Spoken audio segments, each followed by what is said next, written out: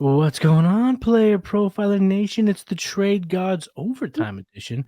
I am Matty Kiwoom. I am joined by my man Jason Allwine, and we are talking about a superstar or maybe former superstar in Dynasty. Oh, I don't know, but we're going to look at two trades involving Jonathan Taylor. The first one is a way you could potentially use Jonathan Taylor to buy someone at the top of Dynasty, really use him as a trade asset to upgrade your roster. And then another that involves maybe down tiering, trading for additional assets. And we'll kind of give our overall thoughts on how to do that. So thank you for sticking around for the Trade Gods Overtime Edition. Let's get into some Jonathan Taylor talk. let's do it.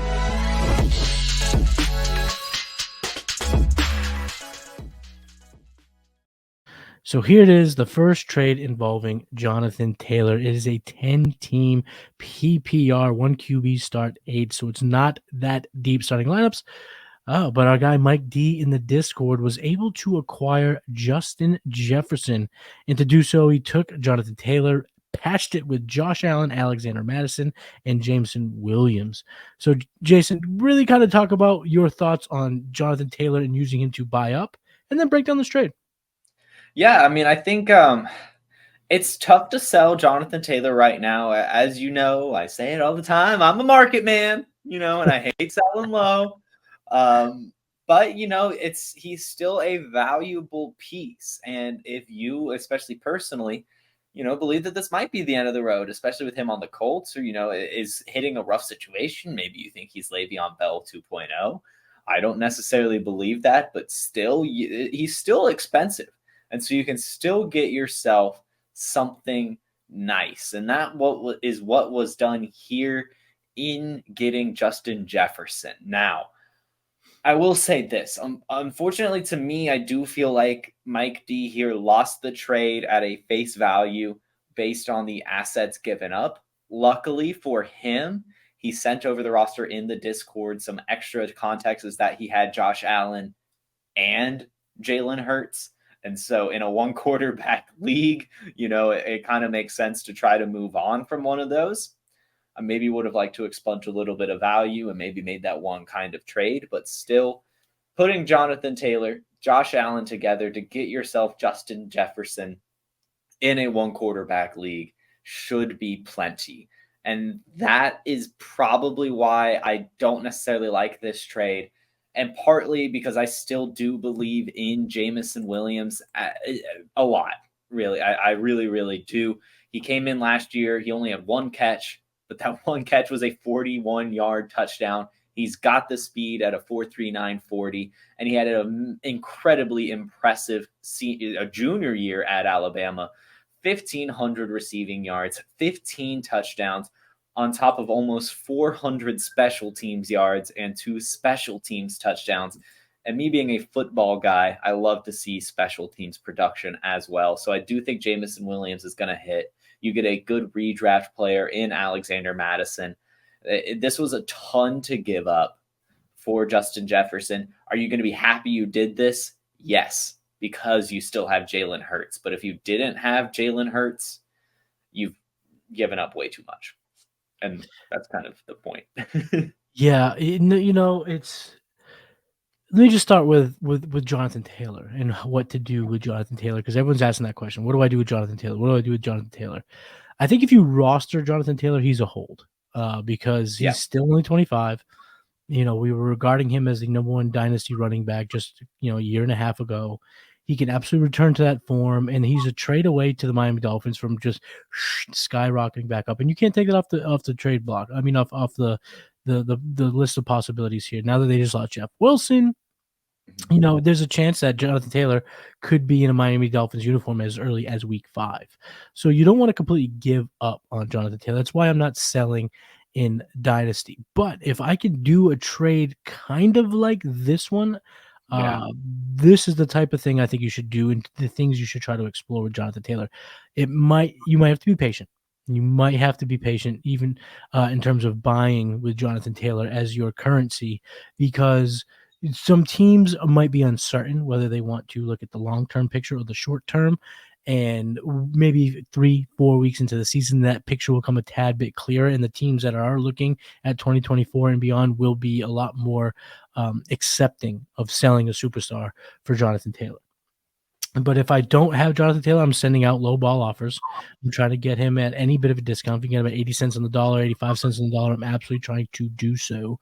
But with this trade specifically, I think that the context that was provided really kind of just illuminates that is a fair, even, say, like a C trade. I think this is a 50-50 deal.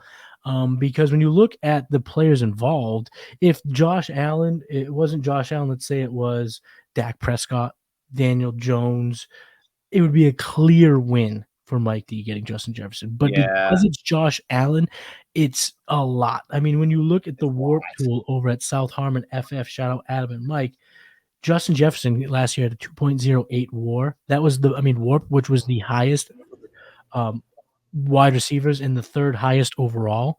But the second highest was Josh Allen.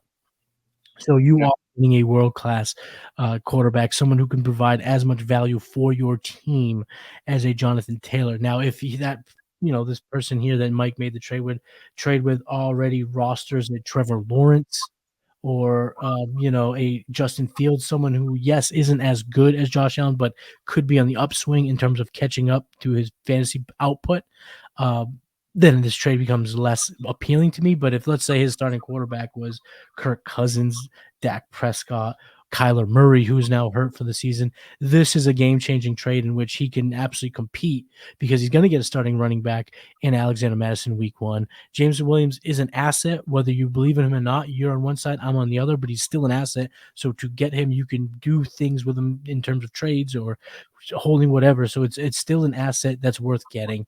And then Jonathan Taylor is an absolute beast still. In the start 8 format, though, you want the best player in the deal. That's Justin Jefferson in terms of the difference-making ability because he has Jalen Hurts, who is the third best quarterback last year in warp. So because of that context, it's a fair trade. Like you said, if he didn't have Jalen Hurts, this is a clear loss.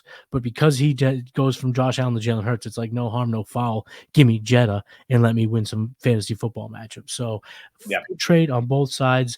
And I think this is an example, and this is a big shout out to Mike, that you don't have to dominate your trade to dominate your league.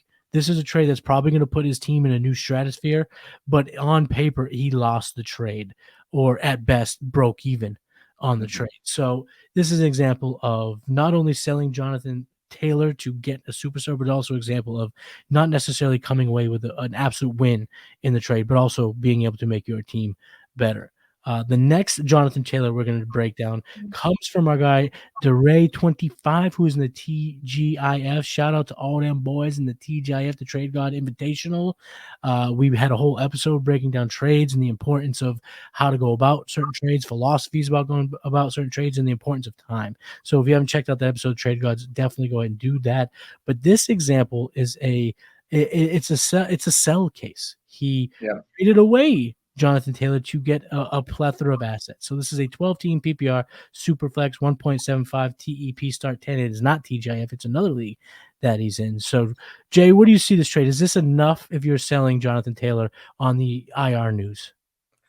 Yeah, I think so. And ultimately, I do think I am still on the buy side of Jonathan Taylor. He is a fantastic prospect. I mean, we're only 1 year removed from 1,800 yards and 20 touchdowns. But in this case, you're getting Pat Freiermuth in a tight end premium league and 224 first-round picks, which both you and I agree are incredibly valuable with the ceiling that those could turn into. And so I think they've got an incredible haul. I mean, I would almost see that this could be what Jonathan Taylor was going for before this news came out. So good on them for getting this trade done. And yeah, good assets. Yeah, I love this trade for our boy DeRay. I don't love this trade for his trade partner. If Taylor was healthy, you could make the argument that it was a fair trade. But right here, you're not going to get him for 4 games. We don't know if that injury is as severe as it's stated or if it's a phantom holdout type of deal.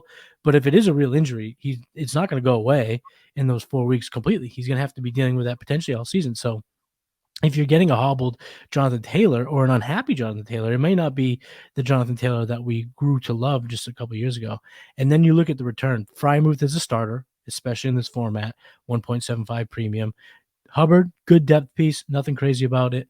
But then getting 224 firsts, both of them random. Actually, one, let me double check. One, I believe, is random. One is his trade partners, if I'm not mistaken. Yeah, so it's a random and his trade partner. So the person that is getting a guy who will not help his team for 4 games, you're getting that draft pick. So if they fall into a hole, that draft pick can shoot up in value. So to get 224 firsts is incredible because you can turn those 224 firsts into a player at least of Jonathan Taylor's caliber at some point in the season. When a team gets desperate and they're looking like a aging roster, this is your chance. Pat Frymouth on first get you Travis Kelce. If the Travis Kelce roster is on his way out in terms of contention. So I'm saying to myself, if you're going to turn Jonathan Taylor into a number of assets, this is the number of assets I'm looking to get. 2 future firsts, a tight end that you can start, and then a depth running back. And then let's not act like 250 fab is nothing. It could prove to be not that significant, but at the same time, each and every year when the bullets are flying, the chaos is ensuing in fantasy football. We need that fab. All of a sudden, you could do a lot of damage with 250 free fab. That free agent budget just potentially 25. You got 25% of your budget right back right now. 50%. I don't know what their budget is, but you got that's not $50. That's $250 in fab. You can do some damage, and this could be the difference of you getting not 1 but 2 of the waiver wire darlings throughout your league. So, yeah, you traded away one of your best running backs, but you got 1, 2, 3, 4 assets that could be very, very valuable in 2023. And Chuba Hubbard is also at worst a fab saver. You know, if Miles Sanders goes down and you didn't have him, he was a free agent, you're gonna have to use all that fab. So have him now could save you a whole lot of fab later. So I think this is enough. I think this is the type of trade that you want to make for Jonathan Taylor.